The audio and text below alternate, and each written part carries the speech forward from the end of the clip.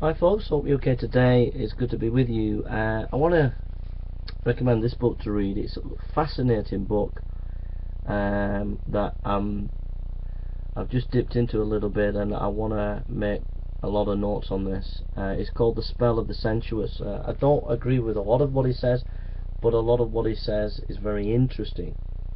It's published, so it's The Spell of the Sensuous by David Abram, and he's a philosopher, ecologist and philosopher, and it's published by Vintage. Can you read that?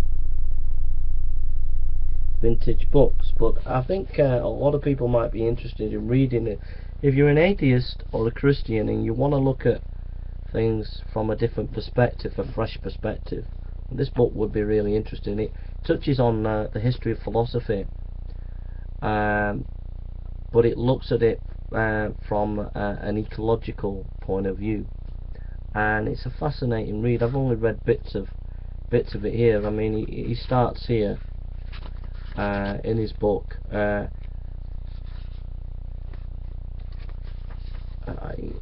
There's some really interesting, and he goes into some real philosophers that I find fascinating and like to read more about, which is Herschel. He says humans are tuned for relationships. The eyes, the skin, the tongues, ears and nostrils all are gates where our body receives the nourishment of otherness. This landscape of shadowed voices, these feathered bodies and antlers and tumbling streams, these breathing shapes are our family, the beings with whom we are engaged, with whom we struggle and suffer and celebrate.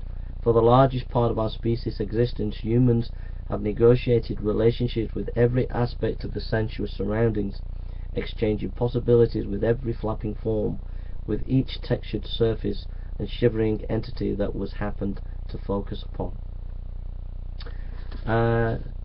Interesting stuff. Yeah, so like I said, I'm an evangelical, so don't forget, I'm not advocating going off the rails or anything like that, but I do believe in reading widely. I do believe in reading your opponents, reading different views, different positions, as well as your own. And this book is out of my comfort zone. It's not something that I would agree with. It's not something that I would necessarily want to look at.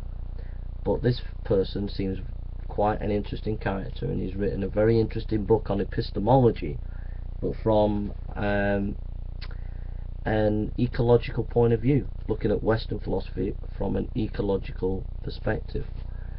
Los Angeles Times says, long-awaited revolutionary, this book ponders the violent disconnection of the body from the natural world and what this means about how we live and die in it. So as a Christian it'll make you think, as an atheist it'll make you think, and anybody out there who's a Muslim or whatever, it'll make you think. And yeah, so I don't agree, like I said, I won't agree with most of what he's saying, but I'll probably get a lot of thoughts and ideas, and that'll confirm me in my faith, and also things that are interesting, and learn about the history of thought from a different perspective. So there we are.